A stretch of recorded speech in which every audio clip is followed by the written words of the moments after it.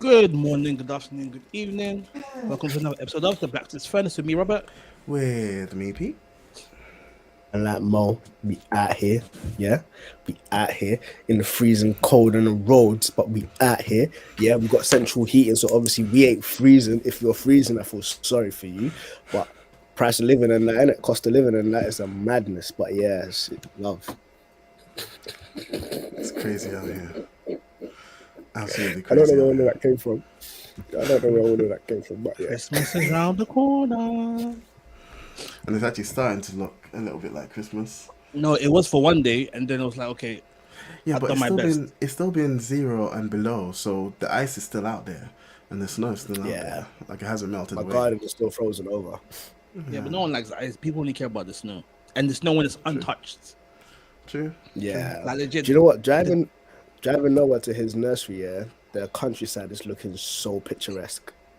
Yeah. So picturesque. But yeah, you're gonna say I was gonna say the night it snowed, me and Andrea went out in the snow so that we could be the first ones to walk in the snow, so that it wouldn't be perfect for everyone else. It was great. So that it wouldn't be perfect for everyone else. No. So rather, Kind we of antagonistic. This is how No. villains are made. we went to walk in it so that when we went to walk in it, it was hadn't been disturbed by anyone else yet. Okay. You wanted to take the snow's virginity. Cool. Jeez, that's one way to look at it. Anyway, hot seat. Who's in the hot seat this week? I think it's you, actually. For some reason, I think it's you. Okay. Because Mo is in the hot seat for the sexual manipulation. I think I was in the hot seat last week. Well, turned out to be last week. So I think it's you. Cool. I'm ready. Cool. Can I go first? You can. So I wanted to ask, following your topic about the census and all that data, I saw a stat that said I think more children are now in two-parent households than in the last few years or whatever. Or that number's at least risen. This actually is live, so it's not like I even have to hide it. We've got Mo and James being gangster couple for some reason. But we're from the south Spreading side, all baby. business. We're from the Business. south side, baby. Yeah, you don't want to get Being caught the slipping on stereotype. these parts. You don't want to get caught stereotype. slipping on these parts. You go back home without your trainers. Yeah, how about that? how are you gonna be gangster and cold at the same time?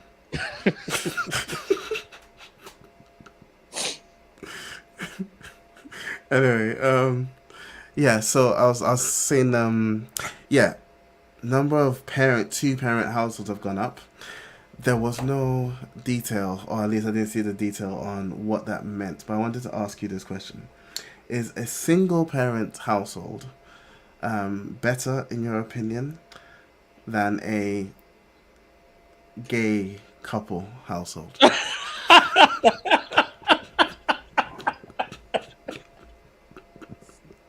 Right, man, we need to think and struggle, you know.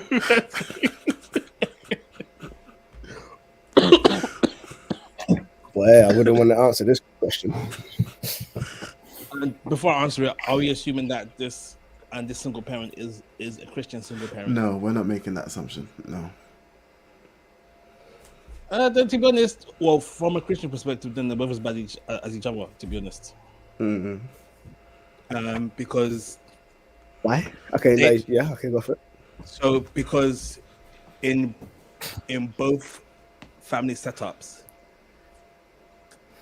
the child will be missing either a father or a mother, and as much as people or like women like to say that, okay, let me hear this. As much as some single mothers like to claim Father's Day, women cannot fulfill the role of fathers due to the fact that they aren't men.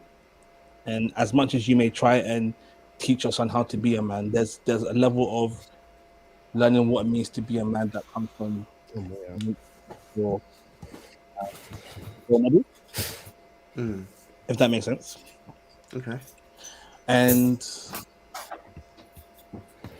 yeah, you can have father figures in the community, But then I don't know. I feel like there always be that element missing, and that element can also be missing in two-parent households where the father may not be as present as he should be. Um, so I wouldn't want to downplay, or I don't want to downplay the importance of a father or a mother and a mother. So yeah, I don't want to downplay the significance having either, but also having both at the same time Yeah. if they're both good. Yeah.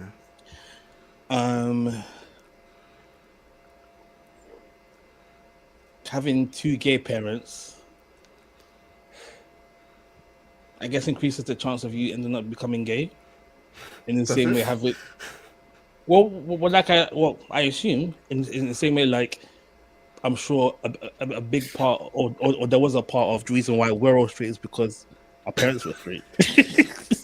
So we grew up seeing. Some assumptions are being made. Oh, I don't want to say what assumptions are being made. I say some assumptions being made. What do you mean? I think it's quite logical that if you grow up in the same sex with same sex parents, you're more likely to end up gay.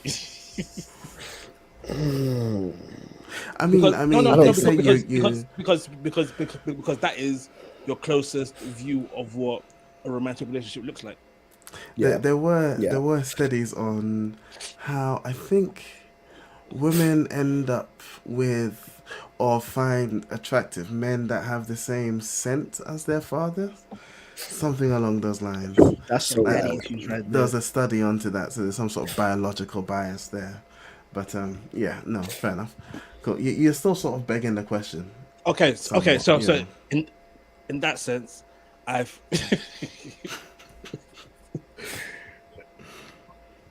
a single parent household is better.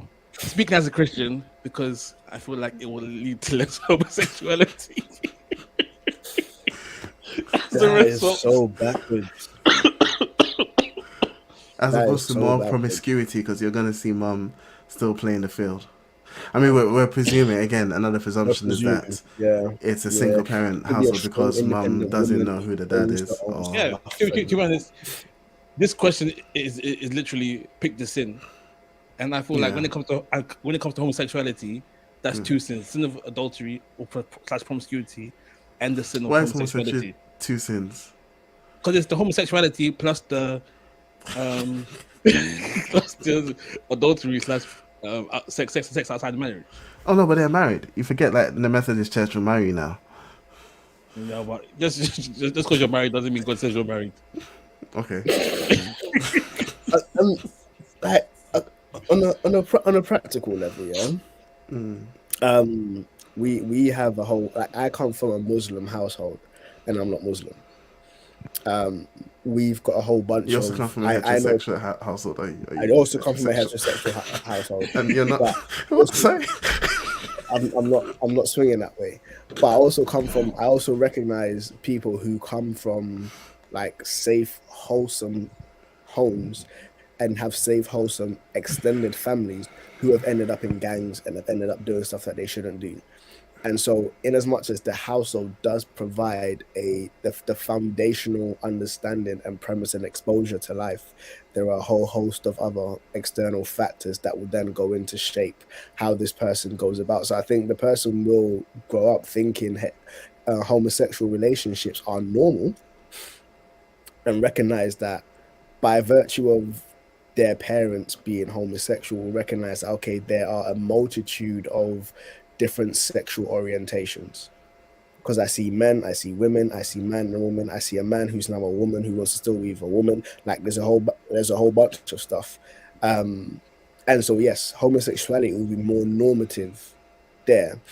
But I am also viewing it from a position of less struggle for the kid growing up, like financial provision, stuff like that.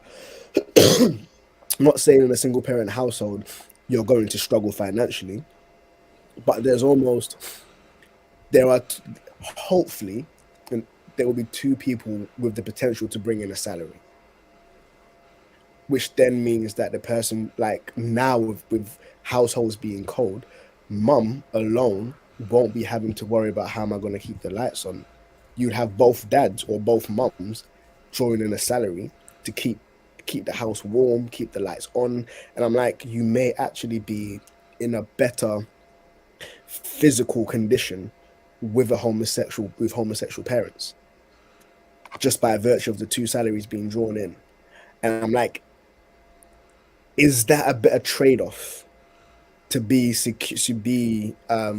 physically well off, to have your basic requirement, your basic needs taken care of, shelter, food, warmth, like to have those things taken care of? I would argue for that. So I think my view is more eternity focused rather than here on earth focused. I mean, like, sorry, I recognize that, and I also recognize that, yo, if you die from pneumonia, you ain't had no chance to contemplate homosexuality or not. You're dead. You're struggling with pneumonia because it's cold, or like you're malnourished because mom couldn't afford food. Like, you know what I'm saying? But yeah, but then being malnourished and like dying that way means you've likely had less opportunities to sin, so you got a better chance of getting to heaven. What? I get the. So I'm gonna call Robert now. I'm gonna call Robert Osteen. Yeah.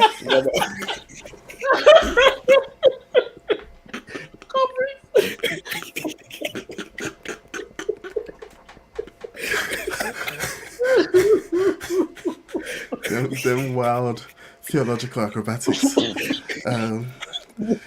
Yeah, no. So I get what Robert is saying in that it ends up being almost choosing the lesser sin. But when I thought of the question, my sort of approach, and I think that's a fair enough way to look at it. When I was thinking of the question, my answer came from the idea of the parents and the burden on the parents, which is along the lines of Mo, in the sense of a single parent, it's one person having to take care of the family. With two parents, there's potential for two. So even on an individual level for the parents, that hopefully would be less, just in general, if everyone's contributing, less stress on the individual in that situation, in the household with two parents. But that said, both of those households are a deviation from what God intended. Facts. Regardless, and so that's where I completely agree, and I'm happy with the answer because it's a hypothetical, but either case, both are deviations from God. I would also want to highlight the power of God to work in the midst of homosexuality or in the midst of single parenthood, and so even with us being eternally minded, the reality is God pulled me out of like watching Charmed and Supernatural. Like, bro, I wanted to be a vampire at one point. I watched Blade and I was like, yeah, I want them fangs. I wanted it. Yeah, but you wanted them fangs because Blade was cool, not because somehow you had an affinity towards the devil. Yeah, no. So the point I'm making is my mom will see that and be like, oh no, the devil's gonna come and sit in you. No, Blade is not going to make the devil come and sit in me. Like, relax. Charmed is not going to make me become. I'm not going to be going around doing that, hoping that people freeze. No. How about a 3, baby? How about a 3? Did you guys ever watch the remake? The Watch what? They did a remake of it. No. With the light skin mixed race girls. Yeah. No, the original, the OG3 was always. Anyway, those things aren't going to come and put the devil in you. But yeah. Well, actually, before Moses asked this question, this is totally random, but I just wanted to get you guys' view on Henry Cavill no longer being Superman in the DC. Is he now Wolverine? He's too tall to be Wolverine. I don't think so. I don't think he's been cast. Posts about Wolverine and stuff, but I don't think he's been cast. I haven't been following it, so I haven't Logan, I've seen Tom what's his Hardy name? being. I've seen that fan casting, but what's his name? I think he's reprising his role in the new Deadpool movie. Hugh Jackman. Hugh Jackman. Yeah, he's gonna be Wolverine again in the new Deadpool in Deadpool 3. Mm. So I don't and I feel like anyway, but it doesn't have to be that short. But Henry Cavill's definitely too tall to be Wolverine. But yeah, I feel like, have you guys watched Peacemaker? I've seen clips. I haven't watched it. Yeah. So James Gunn, I mean, you've watched Guardians of the Galaxy. You like James Gunn has a particular. You haven't watched Guardians of the Galaxy, No, raw. Okay. but Well, obviously I know the Guardians of the yeah, Galaxy. yeah. I feel like James Gunn has a particular. You've watched Suicide Squad No, with John C. Oh. Is this Yeah, guy? Suicide Squad is on my to watch list. I haven't watched it either. Wait, so why are It's you on guys giving Sky, me and I feel grief like when I don't know downloaded it, certain anime? You guys don't watch everything. no, because bro. films like Guardian of the Galaxy and Suicide Squad aren't required watching. They are if you want to follow Do the you know what, MCU. yeah? Anyway, You know, anyway, no, I'm not trying to actually, follow MCU, and also I ain't got 2 hours to drop on every MCU film. Anime is 20 minutes. Yeah, 20 minutes over for how many hours altogether when you're watching the But season? bro, it's 20 minutes every week. Yeah, over how many hours altogether when you're watching the season? Bro, if I can go sit on the toilet for 20 minutes and come back out lighter Yeah, watch a and movie well 20 educated. minutes. Watch a movie 20 minutes in 20-minute chunks. Or go and drink a bunch of milk, have diarrhea. Anyway, the point I was making is I feel like they have got a they've got a very clear idea of what they want to do. I just don't know if it's going to be good because it's DC and it's like they've got this very very clear idea. But then also it sounds like it was amicable because I saw James Gunn's post as well, and it sounds like they might actually even bring Henry Cavill back at some point to be something. But yeah, I feel bad for Henry Cavill because it feels like he gave up The Witcher because it seemed like Superman was going to pop off again, and then The Rock was making all this noise about how he's changing the hierarchy of power. And so it felt like Henry Cavill gave up something that was good in The Witcher for this, and this has just been pulled out from under him. Apparently, The Witcher wasn't very good either, which is why it was easier for Henry Cavill to. Well, no, they weren't sticking to it because Henry Cavill's like a nerd. He's like a proper nerd. They weren't sticking to the source material as closely as he wanted to, which is why it made it easier for him to leave. At least that's what the reports are saying. Did you watch The Witcher? Yeah, I did. Yeah, Is it good? Yeah, it was good. It was good. I didn't read the books or play the game, so I found the TV adaptation was all I had, and I thought it was really good. But watching like reviews and stuff, you see why people that played some of the games were not as happy with it, and why Henry Cavill maybe wasn't as happy with it. But Do you know I'm smiling? Yeah, I was doing well because I didn't watch the series. I watched the anime version. The Netflix adaptation, the anime version. Yeah. It wasn't a version; it was a movie. But it was a movie somewhere like it was like a pre. It had nothing to do, almost nothing to do with the. I've never seen The Witcher. I watched the anime. I was like, oh, sick. I saw the anime version. I was like, oh yeah, let me watch that. You guys need to get off your high horse when it comes to a lot of these anime shows, because you'd be like, oh, have you watched this? And I'll be like, no. Hey, Peter, you don't watch anything. So you guys need to relax. Have you watched Chainsaw Man? No, I haven't watched Chainsaw Man. You need to watch Chainsaw Man. Yeah. Now, do you know what Chainsaw Man? I'm watching it, yeah, and I'm questioning. I'm like, should I be watching this? These men are going into contracts with demons. I'm just like, yo, should I really be watching this? Yeah. These men fully be going into contracts with demons, and they're like, which demon should I get in contact with? Like, what can I give up? I'm like, bro, should I really be watching this? But it's wavy. It was wavy. Wow. I've been trying to get people onto Chainsaw Man since the manga. I've been trying to tell people, no one wants to listen. They saw the anime, they finally understood. Bro, I'm trying to finish Attack on Titans. I'm halfway through the 3rd season. I'm trying to finish that. So it's only 4 seasons. Does it stick to the manga? Like the whole way through? So do you know what, yeah? I had read the manga up into, I think, season 2. And then I lost track of it. So yeah, up into season 2, they stick fairly closely to it. They stick fairly the end closely was what? to it. I'm not there yet, so I can't comment on that, boy. Yeah, it gets super meta, but yeah. Why is it so hard for anime to come up or manga to come up with good endings? Same with Demon Slayer. Apparently, Demon Slayer had a bad ending. It My, doesn't have a my bad ending. It has an anticlimactic ending. which is a bad ending. Fair fight. What's it though? I found the premise to be quite repetitive. What for Attack on Titan? Attack on Titans, Jujutsu Kaisen, Chainsaw Man, Naruto. After watching Naruto, Naruto where had a it's good like, ending. no, Naruto had a I said the definitive premise, ending. the premise, not Oh, not sorry, the sorry, ending, sorry. the premise. Yeah. And so it's like you have somehow gotten this amazing power, and now you need to go through the process of mastering this power whilst also dealing with the social ostracism as a result of that power. Jujutsu Kaisen is like that.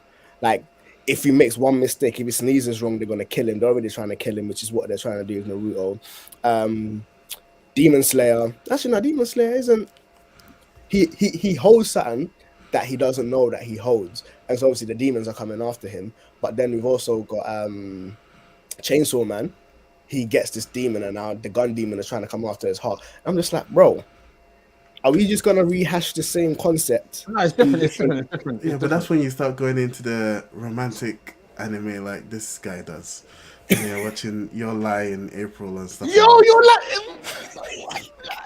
Hey, do you know we've deviated strong from our team? It's okay. I don't care. This is a great conversation. Mo, ask your sorry, not sorry, man. Yeah, go for it. I've even forgotten what the sorry, not sorry. No, you had asked a question. Okay, MCU. Yeah, I haven't followed it, so I have no idea. But I think whatever his name is, he actually portrayed a really convincing Superman. Henry Cavill. Yeah, I think he portrayed a really convincing Superman. I haven't enjoyed Superman films as much as I have done with him. There's a lot of emotion, a lot of nuance in his acting that I'm like, yo, he portrays it well. There's a humanity that he has as well. I felt like he was too stoic. Like he didn't portray the light you would presume Superman portrays. And the reason I like that is because you almost saw the human wrestle that he was going through. I think he did a good Kal-El. I think he failed as Clark Kent. Because Clark Okay. Kent is what brings the levity to that stoicism. You know, if you're the most powerful man in the world, that's a complicated thing to be, especially when you've been raised as a human and you're dealing with that struggle of you are this powerful being, but then you have been given human values and the Boy Scout thing with Superman. I think he did that relatively well, considering the direction that the directors wanted to go in. But I feel like the thing that makes Superman's alter ego believable, and they haven't really done that to be fair, but is the fact that Clark Kent is such a bumbling fool. And I think that's the one that the is it Matt Reeves, the guy that did it the first time round, and in like the 90s. Christopher Reeves, sorry, not Matt Reeves. Matt Reeves directed Batman. Sorry, Christopher Reeves. I feel like his Clark Kent did that very well, so that there was such a stark difference between him and Superman that it makes for a more well-rounded performance. But And then also- the movies haven't focused on Clark Kent at all. And also, I always liked how there was that dichotomy between Metropolis and Gotham City. Gotham City, yeah. In that Gotham was this place that Batman was trying to make better, but he just couldn't keep up fast enough. With Superman, there's no reason for a crime that can happen, and that's why it was so great, such a beautiful, peaceful place. You never really got that from the Man of Steel movies. That Superman being there made Metropolis kind of like Utopia, or as much as a utopia as can be here on Earth. But I digress. You got questions? I got my question now. I got my question now. So I have heard an argument for parents allowing their children to believe in Santa Claus and the Tooth Fairy and the Easter Bunny and all of them things there. The argument being around feeding the imagination, the wonder of living, stuff around that, where it's just like not draining the child of a sense of awe and wonder as to the magic of what life, the possibility of what life can bring and stuff. Obviously, I still stand in Santa Claus ain't real. That present is from me. That present is from your auntie. Like Easter Bunny, you might have an Easter egg, but the pagan things there, nah. We don't have a Christmas tree. That's just. I'm not getting at you if you have a Christmas tree, but I'm just saying like we draw a line on them things. But biblically, how would you navigate that in terms of if and when you have kids? Biblically, what is your thought process behind whether you're going to allow them to, or you're going to play along with, oh, the tooth fairy is going to take your tooth and put a pound under your pillow. The Easter bunny is going to lay Easter eggs all around the house, and you're going to go on an Easter egg hunt. Santa Claus is going to climb down our chimney, even though we live in South and we ain't got chimneys. He's going to break through the window.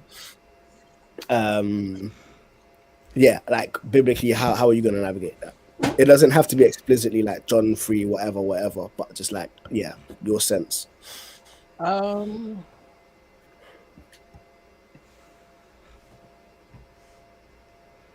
Okay, so like the two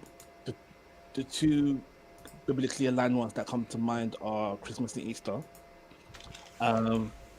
Easter, I do like the idea of a nice Easter egg hunt, to be honest. I know you would. I know you would. The smile on your face when I said it, yeah, I was like, yeah, this guy's on it.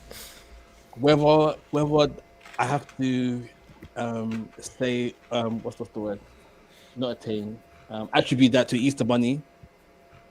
Maybe not so much. You can tell the kids about Jesus's death and resurrection, and then have a Easter adjacent event in Easter egg hunt and Easter egg painting, all of that stuff. Just as a fun activity. I don't think I'll tell my kids that there's an Easter Bunny. I might, just because it seems like a nice playful thing to do. So Father Christmas wise, yeah, I might do Santa Claus for a couple of years and be like, okay, let's get real. I think for me, as long as it's not something that is shaping their life, I think it's okay for them to go along with it for a little bit, because they will eventually grow out of it. I don't think Father Christmas and Easter Bunny are life altering concepts. You know, in the same way you grow up, you learn that wrestling's fake. You learn that Power Rangers isn't real. If I listen to this podcast, you know, with Power Rangers, I legit thought that they actually had building size Megazords that they would get to do these fights all the time. Bro, when I first heard Fuji's Ready or Not, yeah, I legit thought they were being chased by the Border Patrol. Like the video they were hiding, and I legit thought they were being chased by Border Patrol. I'm chilling watching the TV like, yo, are these men gonna make it? Like I was invested. Yeah, you know, like thinking it through as I'm talking, I think I'd be happy for them to work out these things for themselves, because they'll be surrounded by Debbie Downers who will try and spoil everything for them anyway, and they can hate them instead of me, who's rigging the truth. Because then where do you draw the line? Are they then not allowed to sing about Rudolph the Red-Nosed Reindeer? Are they not allowed to talk about Frosty the Snowman? You know, like if you're canceling Father Christmas, you have to cancel everything else as well. If not, it's like, why do you draw the line just at Father Christmas when there's all this other Christmas adjacent stuff? Yeah, that I won't get through it. You know, that cartoon, I'm gonna lock that off as well. Are you gonna not put the scarf on the snowman because snowmen don't really get cold, so they don't need a scarf? You know, how far are you gonna take it? I think as long as they're not doing anything demonic, just let them do what they're doing. And then as they're trying to hold as they get older, we can have these conversations to help. Yeah, they're trying to hold a seance to help things. Santa Claus coming to the house. Yeah, well, Don't bring the Ouija board into the house. But apart from that, you can play Monopoly. That's okay. Yeah, I think on our part, like obviously we're like Santa Claus is not real, blah blah blah, but we very much engage with like Santa Claus type content. So Paw Patrol has a Santa Claus episode, like Jack Frost. There's the film Jack Frost. I actually think that film is sick. Yeah. Like I like the notion of that film. And it's very much about like believing in something. Yeah, I like the notion of that film. But I'm like, yeah, Santa Claus ain't real, innit? Jack Frost ain't real, Easter Bunny ain't real, all of them man ain't real. Okay, so like, what happens if like the kids are at school and then they've got like Father Christmas dressed up coming to the school? Would you tell them that that's not really Father Christmas? That's just the guy in the costume. Yes. Yes. Yes. But at the same time, I'll be like, yo, some people believe in it. So if they want to believe in it, that's cool. But he's not real, innit? But I try not to do it in nursery. Yeah, no, I mean, so my initial sort of reaction to the argument that this is stealing away from them a sense of wonder, I think that argument is stupid because, like, how is Santa Claus and Easter Bunny the only contributions to a kid's imagination? Like, there are incredible stories in the Bible that are historical that can equally like feed a kid's imagination. Why does it have to be these stupid, random, arbitrary, nonsensical things? You know, like I resent that argument. Because they don't get presents from it. You get the Holy Spirit from it, and it comes with lots of gifts. Not that PlayStation, though. well, here's the thing. Not that box of chocolates. Here's the thing. I think, and I think I'm actually more aligned with both of you in the sense of, like, I'm not going out of my way now to make the point that Santa Claus isn't real. In part because Zara doesn't really know my daughter doesn't really know who Santa Claus is for me to then make a big stink out of that person not being real. There's a Santa's grotto at one of the shopping centers near us, and we went, and Zara wanted to go and see Santa, and I was like, yeah, but it's £5, I'm not paying that. And then like another day we went, Santa wasn't there, and I was like, yeah, maybe Santa's not working today. So like she knows that's an employee, you know, that's someone who works in the mall. The presents that she's getting for Christmas, she will know will come from mum and dad or grandpa or whoever. There's a name tag on the thing. Exactly. Father Christmas isn't breaking into my house, and if someone comes into our house that we don't know, that person's going to get hurt. So it's like I'm not making a big deal out of Santa isn't real. She'll figure it out herself. But then I'm also not playing into that stereotype or playing into that folk tale, you know. That I'm not saying Santa will bring you anything, you know. I'm like, no, be a good girl because you are a child of God and we are good people, and that's what will make God happy, you know. And I think her imagination is fine. We've been playing a game where she tells me what she dreams about, so she'll tell me a story. And I'll tell her a story if I dream about something or something, and it's like every now and then I'll be like, tell me a story, and she'll come up with a story. It's starting to get a bit dark. She's like, there's a spider on your eye. I'm like, yo, wait. Yeah. But you know, I think those aren't the only contributors to a kid's imagination. And so yeah, I think I wouldn't make a big deal out of Santa Claus isn't real and, you know, all of that. But then I also wouldn't play into the story because she needs to know that Grandpa gave her this, not Santa Claus. Facts. Sort of thing. Yeah. Bro, when you mentioned a spider on your eye, yeah, it reminded me of a priest that I had a conversation with who said that they just had a new baby, so everyone was sleep deprived.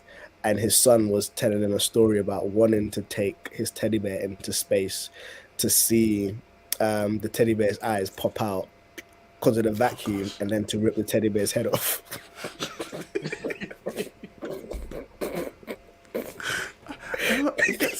they can get dark. They can get dark. It's like But so as it's the like, teddy bear eyes pop out and then rip the head, I'm just like, it's a bit bro. much. A bit YouTube is much. a hell of a Yeah. thing, bro.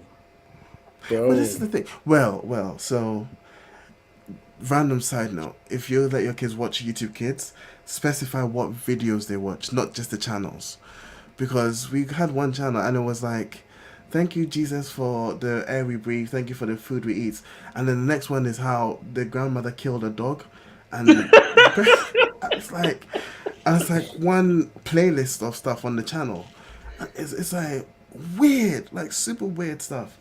Where they've started it off with Christ, and so we're like, because Zara only watches Superbook and like educational stuff on YouTube, but we've obviously seen that and thought, okay, cool, that channel's alright.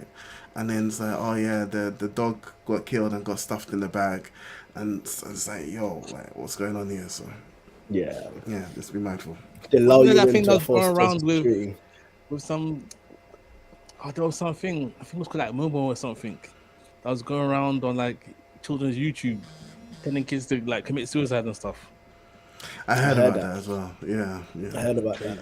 One brother This guy walking is into random stuff, talking about length way for attention, width ways for results or something. I'm just like, yo. Yeah, that's mad. It's mad. Cool. Yeah. All right, I'm happy with that. I'm happy with that. Great. Okay. We're already at like past the half an hour mark. Yeah. So, Because we went to talk about anime. it's important. It's important. Speaking about anime and all things artistic, Moses, you had your first exhibition this week, didn't you? Woo woo. Yeah, I did. Man. So, Do you know what? Funny enough as well, when we started the podcast, I was editing pictures that I took of my children looking at the exhibition. I'm looking to drop that on either both LinkedIn and Instagram with a little soppy caption. There's a few levels of meta there, because it's pictures of your kids looking at pictures of themselves in the exhibition, which was kind of cool. Yeah. So yeah, Moses, do you want to take us through the highs and the lows of putting the exhibition together? Do you know what? This was definitely one of those things where I felt like God threw me in the deep end to help me swim, to help me come out of my comfort zone, to push me out of my comfort zone. Given my own, like, left to my own devices, it wouldn't have happened this way. I had planned to do physical exhibitions at the start of the year, but I was overthinking it. And then I decided to do 2 small exhibitions. So the first one, which is Form, which was on my Instagram, I literally shot that in a day. We had gone on a retreat and I shot that in a day. Came back home, edited it and stuff. And with Waves, which is all about the wrestle of embracing of my value, seeing the water as a division between myself and my land of heritage, and recognizing that for my children, the ocean doesn't separate them from their land. It's the border of their land. Like, they were born here, and so to them, they're British. I was born in Ghana, and so there's that divide which the ocean presents, and recognizing that my struggle is going to be their struggle is going to be different from mine. But how can I almost prepare them? Not even prepare them, but to help them establish a sense of value and worth that mingles their heritage and where they are currently. Recognizing that their history isn't just slavery or whatever, that we focus on Black History Month and stuff like that, but they've got a rich, deep history. But they're also forming history as they live. So that's what this one is about. The high points was actually getting it done. Even through the process of knowing that I was thrown in the deep end, I still had absolute faith that God was going to take me through it. Things are going to come together on the day. I had a great team on the day helping me out. And it was the day after it snowed. It was the day after it snowed. Yeah. and they literally came. One of them came from Northwest London, other one came from East London. Came down to just help me plan. Not even I'd planned it, but like set up, to post the air, and it wasn't even that they just came. Peter, you might want to mute yourself. It wasn't even the fact of they came, but for some of them, they actually put their money where their mouth is. They actually like spent money to help me put this up. So it's like it was dope just seeing people riding for me that hard, and even seeing yourself and other people. There was like 2 people that came through to come view the exhibition. I was like, yo, you man came through the snow. You man came through like train cancellations and stuff to come see this, and I'm like, I deeply appreciate that. So that was a high point. Having the images delivered, thinking through the stuff, just seeing my kids, taking pictures of my kids at the exhibition and stuff was good. Low points was just the logistics. The logistics was a headache. I printed off the images on a Tuesday. There's a 3-day printing time, and then there's a 1-day delivery time. But and that they don't do weekend service. I needed the images before Monday. So I was like, yo, I'm really hoping that I've actually caught the window. I did, thankfully. The building that I was using was on a jolting, absolute jolting. They weren't responsive to emails. I had requested the boards to be in the room. I had requested a room to be emptied. I had requested like logistical stuff and like projectors and stuff. They had told us to get the easels to be delivered at 9:30 in the morning. Delivery man got there at 9:30. No one turned up till about like 11:10. Wow. And so logistically, it was a nightmare. So obviously we've got the courier service belling us vex, like, yo, our driver's out there for almost 2 hours and no one's there to collect it. So now we're having to try and mitigate things. I'm having to rush down to Kingston to try and move things. So I'm like, yo, like, I don't have keys. I can take it, but I'm just gonna have to chill outside. So yeah, it was a headache, just logistically. But everything came together by God's grace. And yeah, it was good to just have my work in that space and to allow my work the room to breathe and to be what it is meant to be, and recognizing that this is just the first step. Like there's going to be many more exhibitions coming through. Like my work is geared for exhibitions, so I'm going to start working on bodies of work now, and everything is going to be geared towards an exhibition of some point. It's made for the corporate space where people come in and interact and have conversations and stuff and ponder on stuff. So yeah, and I think the main thing that stood out for me was that this felt like ministry. Like it felt like ministry. With it being around value for those who preach. For the most part, before you give a sermon, you're tested on that sermon yourself. You go through something in relations to that sermon. And bro, like this exhibition was on us embracing our value. And literally a week or 2 before that, I was at one of the lowest points that I've been in. Like mentally, emotionally, I was finished. I was literally contemplating suicide. I was out. I felt like I had no one around me. I felt like no one wanted me. And through prayer, through counsel, through people being around me, I've been able to get to the point I'm at right now. But there's a certain level of appreciation for not just community, but who God has made me now. And I'm like, yo, like the level of testing that I had before this exhibition has been unparalleled, even when I've been given messages. I haven't been tested this much. I know pastors who like hate to preach on Job because they're like, yo, I'm not ready for that level of testing. But it's like I haven't been tested like this before, in any message that I have preached. And so not only on the day, seeing how it impacted people, but recognizing all that I went through before it really feels like ministry. So yeah, it's just like, okay, if this is it, I'm gonna press into it more. I'm gonna kind of see what God is saying, and almost be mindful of the tests that will come before the big day, recognizing that this may be the pattern. Yeah, so if I got an exhibition coming through, I might be hollering the furnace to just be like, yo, man, them, I'm gonna need a prayer team just around man real quick or something. Cause yeah, going through that again solo, myth. I'm not doing it. Oh, well, it was really good. Really, I really enjoyed seeing all the images and stuff. And then and I really enjoyed you having like the sound of the sea in the background as well. Mm-hmm. Just like Yeah, added to the aesthetic very nicely, I must say. come on. Yeah. Hey, my beard is looking Yeah. long in this video, you know. But yeah, Hey. Sure. Mo was like, "Oh, I sound too deep. Let me make sure that misconception." let me switch it back up again. Yeah, let me switch it back up and let me All get right. back into ends. So I wanted to talk about something else today related to art. I don't know if any of you have seen this image. Hold on.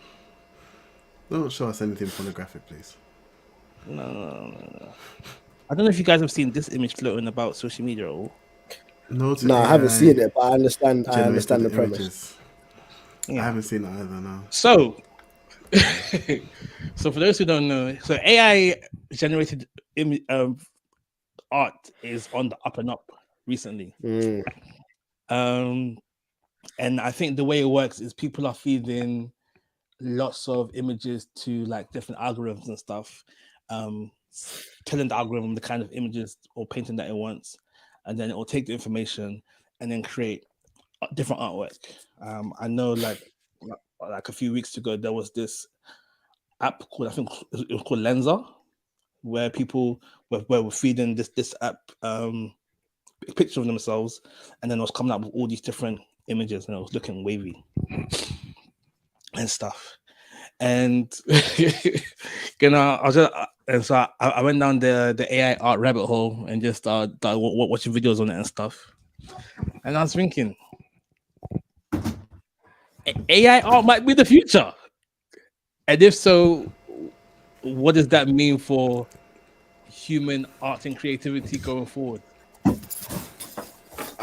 So this took a big this got a big push because there were a couple of open source AI that were released, and that's what a lot of the apps have been jumping on, and obviously is learning as more people give it more prompts, give it more images and all of that.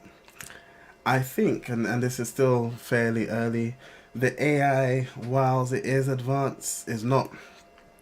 It's still in the early stages. So if you try and do you try and give some of the prompts to create text and stuff, sometimes it struggles. It's like stop signs and things like that. It struggles with hands. It's still early stages. However, the point I'm making is, I think AI will do for art a similar thing IKEA has done for like handmade pieces. It just means that the artistry by human beings, however we figure out a way to determine that, because that's the other thing is, do you even know if it's done by a human being or by AI?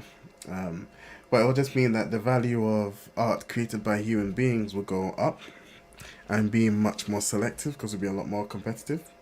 And then there'll be a lot more commonplace art that's generated by AI in the same way as, you know, you can now get an IKEA table. I've got like a nice 5-foot table IKEA, composite wood, you know, nothing artisanal about it, and you can get that, or you can go and get like, you know, a proper oak wood hand finished, hand stained piece, and that would be like 4, 5, 6 times the price. Does that make sense? Hold on 1 second. I don't understand why Moses is eating during the podcast. I don't think I didn't see you eating too, Peter. I was a lot more subtle about it. No, you weren't. Don't hate. No, you were just, Son, you don't were hate like because this. you can eat as well. You can eat as well, yeah. Yeah, but I didn't come back chewing like my man here. I'm not This is real shy. life, You though. know? This is real life, yo. Wait, We're not professionals. We're human beings. so like, but the difference I see between like IKEA tables and normal tables is how does one tell the difference between human art and AI generated art?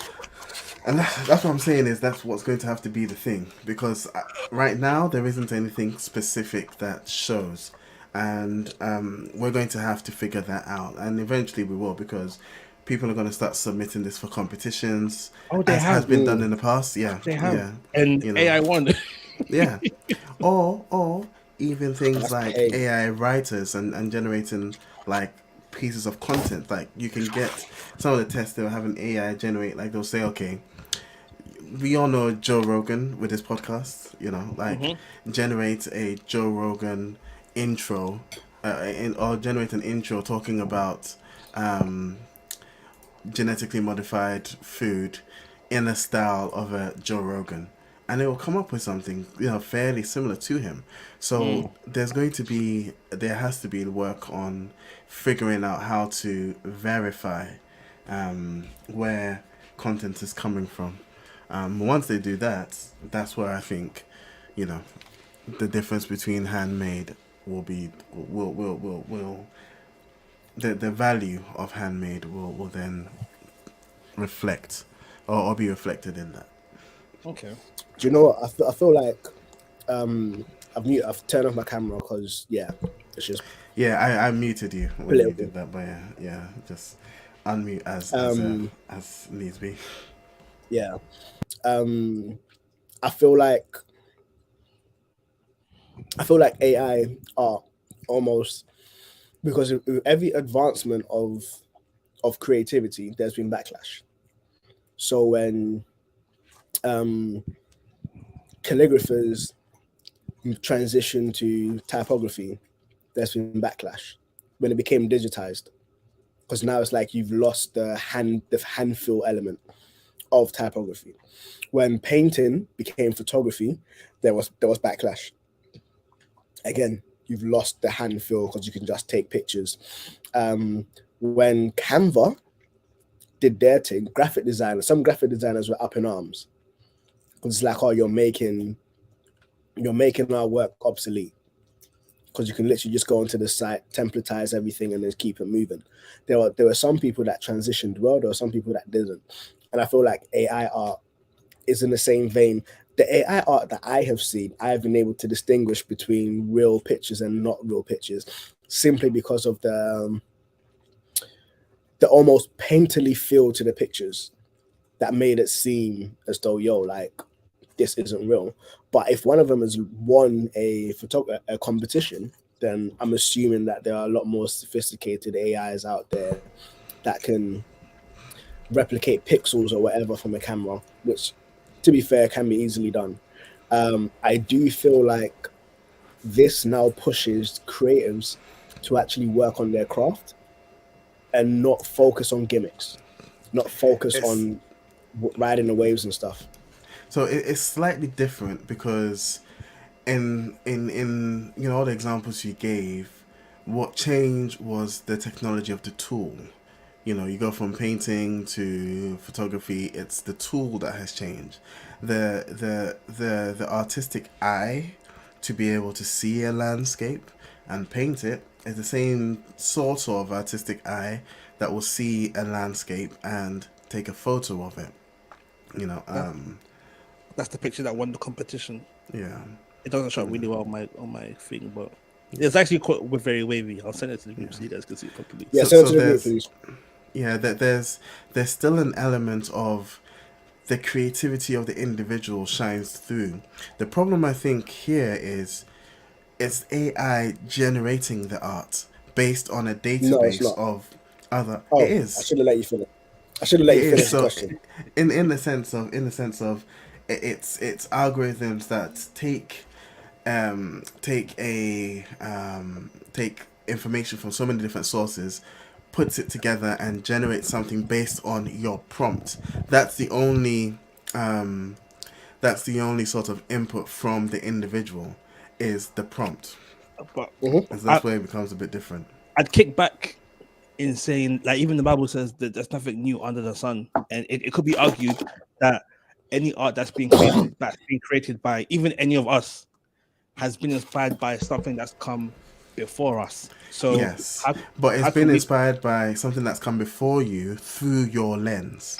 The problem here is now there is only one lens, which is the algorithm, taken from a much, much, much vaster database of information. Like literally, this is the thing. If you're saying to an AI, generate a intro. So one of the things that I saw was it generated an introduction to a podcast. It was the MKBHD podcast. Generate an introduction to the podcast in the style of the MKBHD on this topic. And the prompt itself, and I mean, still it's in its infancy, so you can see what the algorithm is doing is, okay, this is the topic, go and find X number of articles on the topic, find the various keywords that keep popping up, find the context of those keywords, stick that together, then go and find podcast episodes from MKBHD, look at their intros, find key words that keep popping up, put those together, fill in the keywords from the topic, and spit it out. So it's still it's a fairly simplistic model, but it's in its infancy. The problem is now that AI is generating this. This is not. It's the prompt is. And I guess that's where your skills come in and your ability to write an interesting prompt. But then you've got it. It's no longer that doesn't. I don't think that represents the artistic input of the individual in the same way as painting to photography to Canva. You, Mo, can do something in Canva. I go and grab Canva and do the same thing, and it'll be significantly different because in as much as we're using the same tool, you've had X amount of exposure to typography, to photography, you've nurtured your artistic things in these way. I've just had PowerPoint and, Ghanaian slideshows. So it will be very different what we're Mad. still using the same tool for. But then when it comes to just the prompts, in the same way as like Google, you start getting auto suggestions, and a lot of it ends up being, it reduces the amount of input from the individual, which is why I think it's very different. Whereas the tool and the change in the technology of the tool still still requires the artistic input. It just changes the way that input is used. But then couldn't it be argued that now the input? So now the input isn't based on how many hours you spent developing your craft as an artist. The input is now based on how many hours you spent in terms of crafting the algorithm. So couldn't that be? But the you're not change? crafting the algorithm. So that algorithm is being crafted by one set. So the two open source ones, I think it's two. The two open source ones are being crafted by however many software developers and web engineers and software engineers that are contributing to the algorithm. You aren't. But then couldn't you argue that being able to come up with that perfect prompt is an art in itself? No. In the same way as being able to come up with the right Google question to get the answer you want is an art. Is it really an art? Do you get what I mean? Like It's an art. It's an art. But how much of takes it a level is- of creativity? it takes a level of understanding what the algorithm is looking for, and at some point No, that no, ends up no, becoming, no, because the algorithm is looking for what you're telling it to look for, as opposed yes, to but then it will look for that based on your understanding of what it understands by what's your it got metal there. Your understanding of how the algorithm understands what you are trying to suggest. So when you're Googling something, like if you're Googling a recipe or you're trying to find something, there's a way that you phrase the Google search, and you'll find that some people recognize actually it just needs ABC keywords. Like when I'm looking for something on Google versus when Anita's looking for something on Google, it's very different because I understand how the algorithm works. So I'm like 3 keywords that I know will bring it to it, and maybe Anita's much more descriptive. Now it'll still do the same thing, but that's not really an art in as much as it is just familiarity. And that's what's happening with the AI thing. So would you say that the person creating the algorithm is the true artist in all of this. It's not a person. The individuals that are, well, in a very different way. It's artistry in, it's creativity in engineering and software engineering, not in art. If No, that no, makes no, sense. no. But art. I feel like art can take so many forms, and being able to even create an algorithm, there's an art to that. There is an I art to wouldn't it. say It's just art. not the I wouldn't. same. I would Not say I yeah. would say So go more ahead, Mo. creativity than art. Yes. So in the same I way would say more as creativity. Yeah. yeah, the person that designed the paintbrush to use in a painting or whatever, there's a certain level of creativity there. There's also a certain level of engineering there. That person might not necessarily be the best painter there is. That's another type of art. In the same way, there is, of course. I mean, you look at somehow how some of these algorithms work. That one uses diffusion something. I can't remember what it is. What the name of the algorithm is, but it uses this. It's a style of algorithm, whatever.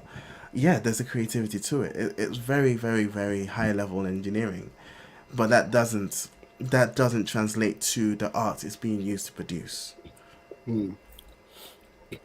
I would almost see it as like um a programming language where obviously to use a programming language you need a certain level of understanding. Now, the programming language is very logical, and so you can approach it from a very logical sense where Peter's like 3 keywords XYZ, very efficient, get it done. Or you can be very flamboyant with the way you code, adding extra lines, adding extra flares. Even the way you lay out the code can be very creative, can be an art form in and of itself. Or you can just approach it as a very logical sequence of events. And so the AI is almost the programming language, and what you put into it is the code that you've just you've just programmed it with, and what it comes out with is you running that program. And so there is a collaboration between the language and the programmer, the AI and the person who's actually setting the thing. And there you can either approach it as more logical or more creative. But also saying I agree with what you said, Peter, in that there is a difference between a human, like all the examples that I gave was very much still human generated, but this one is like it's solely an AI generating everything. And even the conversations that I have heard a lot around this is plagiarism and ownership of work. So as photographers, I can literally put into it and be like, AI, I want a portraiture in the style of Gelade. And I'll feed it my images, and then it would go through Jalade's website, his Instagram, his Vimeo, whatever, capture his style, and then morph my images into his style. And so right there, I have just made Jalade redundant, and I have something that replicates his work. How do we avoid that? How do we hold AI accountable? How do we? Yeah. But then, how would that be different if you just understood what Jalade style was and then took pictures in Jalade style? Because you actually understood it. You've deciphered creatively, and actually, artists are encouraged to do that, to develop their artistry, but they're not doing that to just be a replica of Jalade or to replace Jalade, but then to go on to develop their own styles, which may be influenced or yeah. And that's where what you said, Robert, about there not being nothing new under the sun sort of comes into play, because then what inevitably happens is it's Mo's interpretation, or it's Mo's expression of Jalade's style that then comes out, that then becomes its own unique thing, which is cool. And again, as has been said, normally that's even one way that some people encourage you to find your own style, but then to also, as you work on your craft, as you understand your basics, you then filter that through, and then it becomes a unique thing that's your style. The problem with this is it removes that step, because now it's not, unless the person wants to, there's no attribution, and there is this algorithmic production of Jalade style with Moses' pictures. without attribution, without more even understanding the style and doing it himself, or having his fingerprint on it. You know, Okay, becomes very so dangerous. you know, back in the day, I tried to teach myself how to like do artistic stuff on Photoshop, by like go by like going on YouTube and typing something in. This is how you do this on Photoshop. Okay, I didn't understand what I was doing. I just knew if I followed these steps, it would Yeah. create this result. Yeah. So based on that, because I didn't understand the steps of what I was doing to create a picture using Photoshop, does that mean that my art is plagiarized or not as good because I didn't understand the steps I was using in Photoshop to get to that end result? Not necessarily, because those steps that you use in Photoshop, eventually you will start to, if you kept on doing it, and even if you stuck with it, what you start out with and what you finish with will not always be the same. So it ends up becoming a tool to achieve something, and you always start from this picture, you follow these steps to get that. If you keep on doing that, fine, you're just reproducing the same thing. But what will happen is you will start to develop your own taste and your own style. And again, Photoshop is a tool. So you start to find, oh, actually, this element actually I prefer more, or I like my pictures with this sort of sheen to them, or whatever the case. So again, it's a matter of developing, and that's why you work on your craft and you understand your basics. You then use what tools and you use what people have learned to then influence yours. And that's the same thing as maybe you watch that same video. You know, we all tend to learn stuff off of YouTube. I learned a lot of DaVinci Resolve off of YouTube. Mo learned DaVinci Resolve as well. But then Come on. when it comes to editing, I imagine we will have very different styles in as much as we're Facts. watching the same thing, because there are other influences on what the finished product looks like to us that then still has a unique fingerprint of the individual that's creating it. And again, that's what's removed with this whole AI stuff. What I was going to add as well is, with your example with Photoshop, arguably you're learning the technical skills. Yeah. In as much as you are following the steps, you're kind of getting the same results. But this is looking at the technicality. We do that with anything. When you learn maths, like, you're not saying you're plagiarizing the teacher, you're learning the steps to solve a quadratic equation or whatever it is. You're learning the steps. Then you're able to apply that to another question. When you go through science, whatever it is, you're learning the technicalities. And with any creative pursuit, even if you want to learn how to draw, someone is going to teach you how to hold the pencil properly. You're not plagiarizing the person, you're learning the technicalities. And so I would make a distinction in the Photoshop thing, as you weren't that wasn't, in as much as it was a creative pursuit, but that instant was more technical, in that you're learning the Photoshop isn't the technicalities art. of Photoshop is just a tool yeah. to mold your art.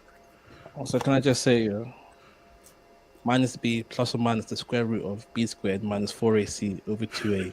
Jeez, I still got it. Quadratic I formula. still got it. Man. Did you Google that? No. No. He's been. I saw you, No. I saw you typing on your keyboard. What keyboard, bro? Man's got full screen. Okay, final question. In this era of AI art that is coming up, and this era of AI creativity that's coming up, what impact, if any, do you think this has on us as image bearers of a creative God who has given us creativity as well?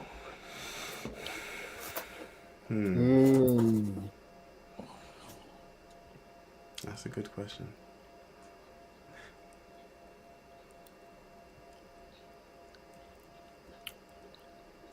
I think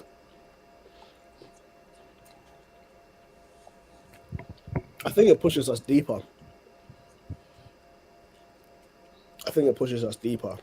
I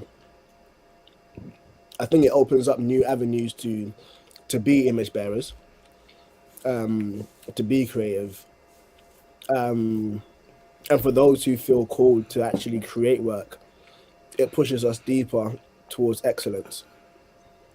Now, excellence for one person may look like a stick figure. Excellence for another person may look like a Picasso. And so excellence isn't necessarily a lifelike drawing or whatever, but excellence in your context. But I feel like I almost would liken it to the improvement of medication. Like, how has that? And it's not like a direct correlation between creativity and medication, but in the Bible we see a lot of examples of people having no other option but to pray for healing. And now, bro, you can go to the pharmacy and go and get paracetamol. You don't necessarily have to pray. But You it should still pray pushes us though. deeper. You can, bro, you can still pray, and I would actually encourage you to pray.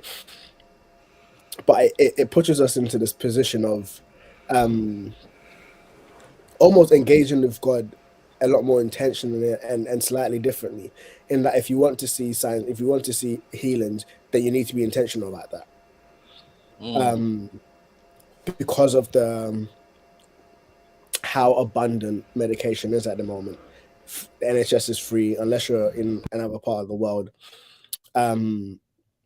But just with the abundance of from the medical field, and I do see the medical field as well as being a blessing from God. And so I'm not necessarily seeing this as like, oh, you shouldn't interact with the medical field. But it challenges faith and it pushes us deeper in a way that actually can enhance the faith.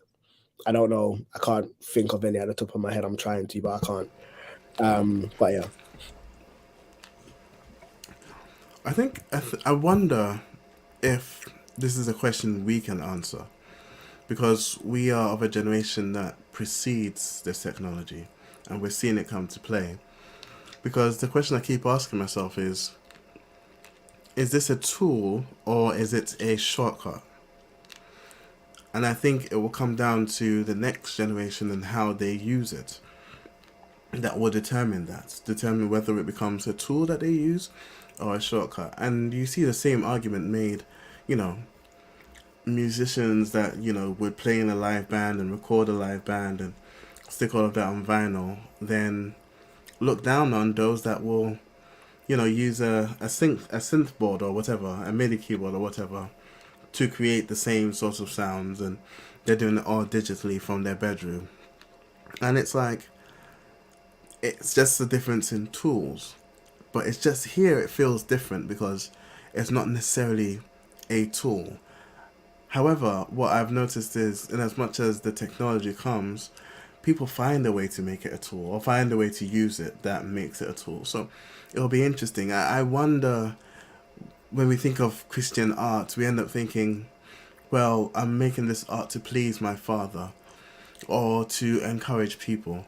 And so if I write a poem and I perform it in front of the church, I'm hoping the church gets something from it. I'm hoping God is pleased with it. But then I'm also hoping God is pleased with my effort in that thing. Now, if I create an AI-generated poem and I share that at church, am I taking credit for that? How will I feel about taking credit for that? How will God feel about me taking credit for that? Will he be like, well, really good keywords that you used in your prompt there, sort of thing? And that's where I think I struggle to answer the question, because I don't think, thinking from my point of view, I will never be able to present an AI generated poem as my own. And so I'll never view it as art that I created. I feel like maybe not now, because I haven't seen much Christian poetry recently. But back in the day, a lot of Christian poetry just felt like keywords being put next to each other. Yeah. Mad. Yeah. And I was just Salvation, thinking, I was just thinking, one day we could potentially have AI generated sermons being preached on a Sunday. What do you mean one day? If it isn't already, I'm sure you can write a prompt for it. I'm sure you can. Yeah, I'm sure. Create a sermon based on this verse in the style of a Joel Osteen. So, do you think if there was a church that followed, or no, if there was a So church, I was going to say as well. So let me just say this quickly. Imagine someone's going through a hard time, and they're like, no, outside the question, I'm like, yeah, this is iffy. but they're like a psalm. AI, the keyword is almost like a psalm on depression. And like, oh yeah, this reflects the way that I'm feeling. I take that example back because I'm like, just go read the Bible. Just don't try to AI generate scripture. Let's not do that.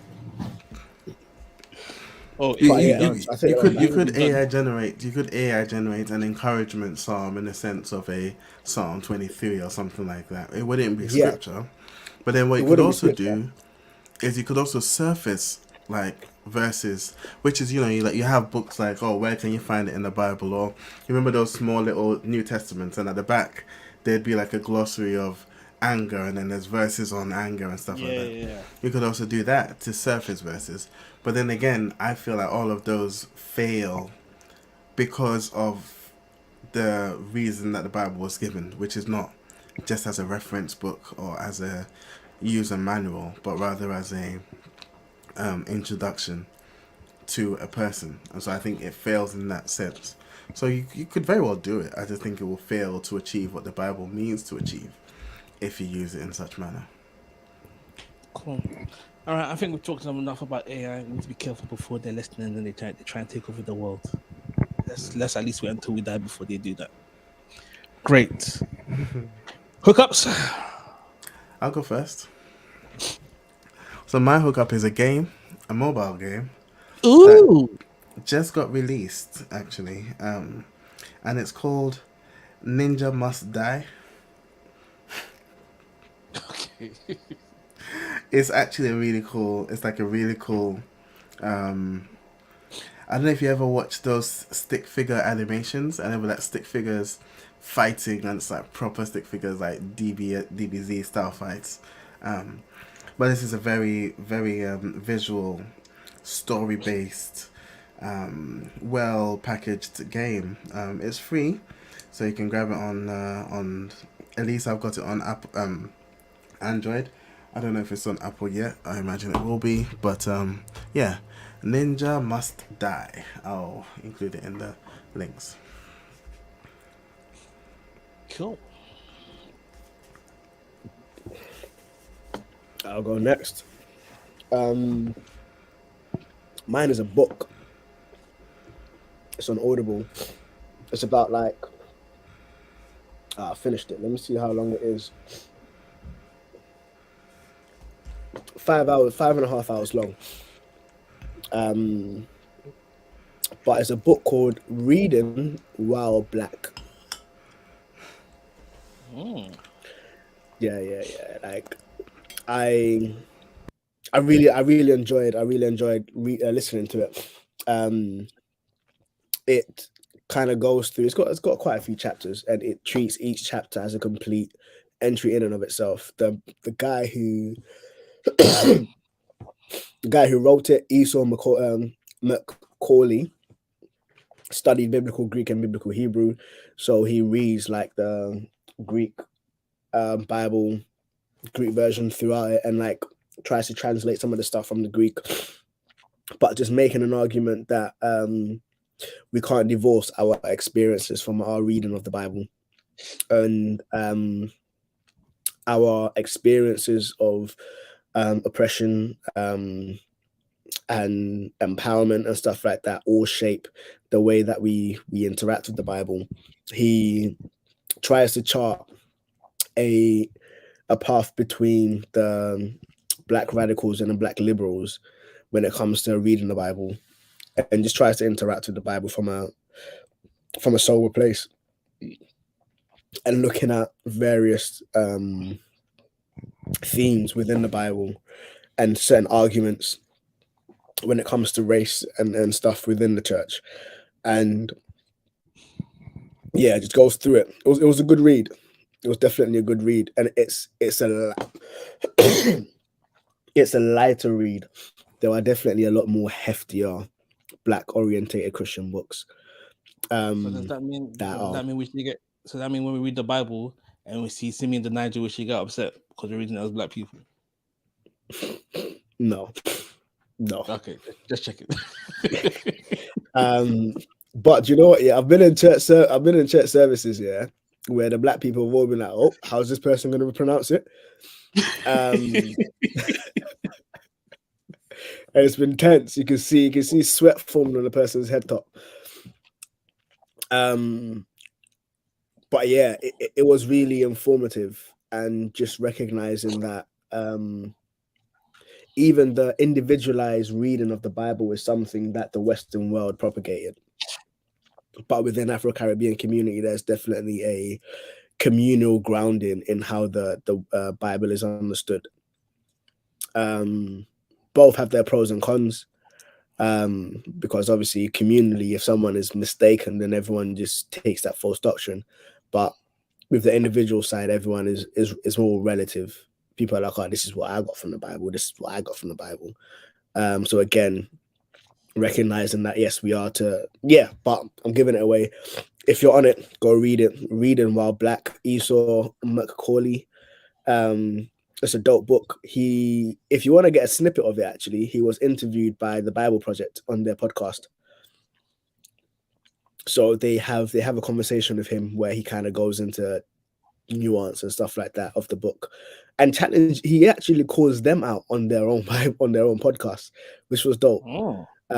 Yeah, which was dope. Because he's like, yo, I've written other books, but no one wanted to talk to me about it until I wrote Reading While Black. And now that there's a political climate around race, everyone wants to talk to me. Why is that? And then you could hear them like grasping for words, which I thought was good. Like he stuck it on them. So yeah, if you want to listen to a podcast beforehand, the Bible Project, it's one of the earlier podcasts, so you might need to crawl through the listing, but yeah, they do interview him. Cool. My hookup is also a book, one that Peter might find interesting or useful. 642 Stories to Write. It's a book of like writing prompts. I'll just read a couple.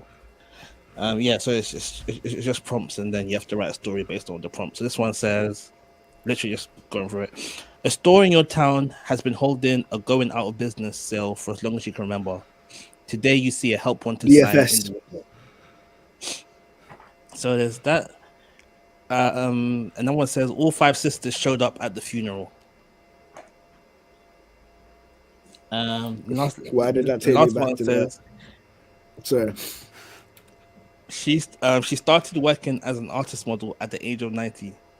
So it's a whole bunch of just random prompts for you to write stories on. Looking for inspiration on Ryan Peter? There you go. That's dope. Oh, and I have the best title for this podcast episode. It's going to be so sick. And it was generated by me and me alone. I've been thinking about this since like yesterday. AI. Nah, cool. All right. Shout out to Ruth for the intro outro music. Calvin Turner for the Ordinary Amaze logo. Twitter at Furnace UK. Instagram at TBS Furnace. You can email us at tbsfurnace@hotmail.com. You can find us at soundcloud.com/blackfurnace, no apostrophe. On all good podcast websites and apps to Blackfurnace with an apostrophe. That's it. So this is the Blacksmiths. I just realized this is the last podcast the listeners will hear before Christmas. So Merry Christmas to you guys in advance. Yeah. Because it's releasing on Sunday, right? No, Monday. People do this on Monday. Yeah. No. Really, I release on Sunday when I fail. But yeah, if I'm on point, I'll release it on Sunday. Okay, well I've said it now, so release the next one on Monday. No. We'll record the next one on the 22nd, which is before Christmas. Yes, but we're not going to. Yeah, but it doesn't go out Day, until after Christmas. I can put it out on Christmas Day. No, because no one will listen to it then. Bro, who's going to be listening to a podcast on Christmas? I probably will. You won't. You got a child and wife. Yeah, they'll be sleeping. I'll be driving or doing dishes. I'm going to message Anita to be like, don't let Peter listen to any podcast on Christmas Day. Yeah? How? When I'm doing dishes, what am I doing? Watching Chainsaw Man, baby. Come on. Listening to Christmas carols, yeah? Listen to Christmas carols. Demonic stuff. I only watch anime in subbed, so I can't watch it and then read the subs at the same time. You I don't can. do something It's else. called multitasking.